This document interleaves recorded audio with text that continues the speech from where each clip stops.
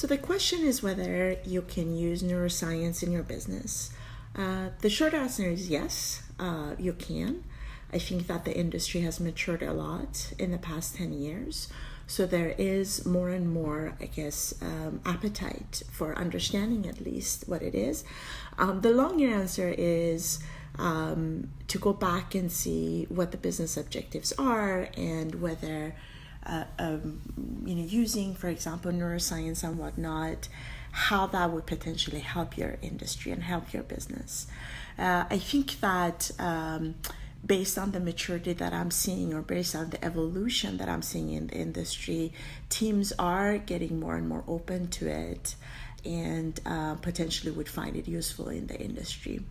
We can look at some examples in terms of what industries could potentially benefit. One of the industries that I'm seeing more and more of is neuromarketing. In the beginning, when people started talking about it, I think it was 7 years ago or something like that. Definitely was a buzz, and it sounded cool, but I think that a lot of people did not really know what it meant and what it entailed and how to use it.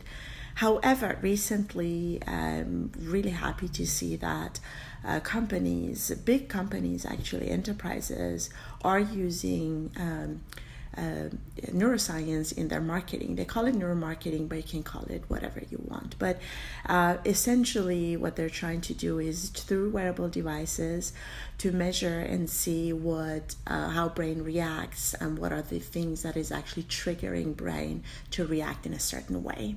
I think other practitioners or industries that are more and more getting interested in neuroscience are mindfulness practices.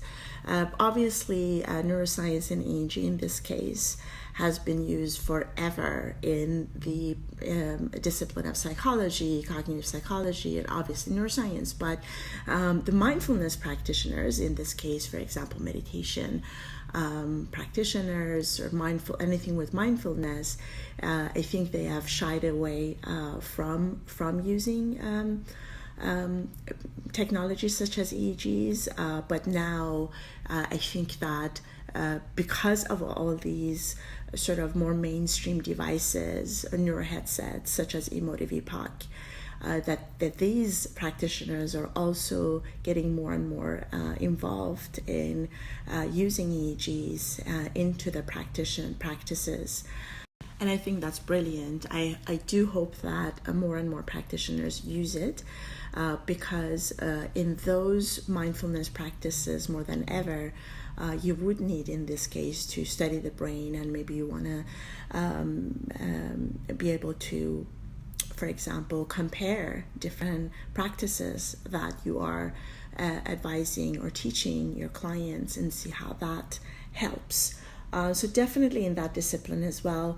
And a third route that I'm seeing are researchers with no neuroscience background, and these could be for example, that's what I did in information science, that I introduced neuroscience in information science, and I kind of married the two and positioned my paper, for example, in the new emerging field of neuroinformation science. Now, with me, I do have neuroscience background, so it was a little bit easier, but I also know that there are researchers out there who don't necessarily are in the neuroscience field or discipline, but they might be able to, they might want to be able to use, for example, in this case, EEGs in their research. And I think that that's another field that I'm seeing. I'm getting email from people who want to learn and who want to know how to do that. So I think that's also definitely a very, very exciting space to be explored, and I hopefully can help people with that as well.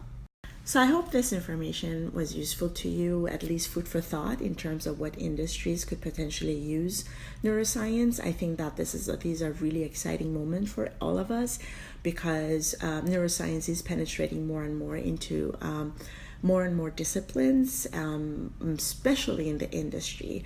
Let me know if there's other topics that you'd like to cover. Just email me.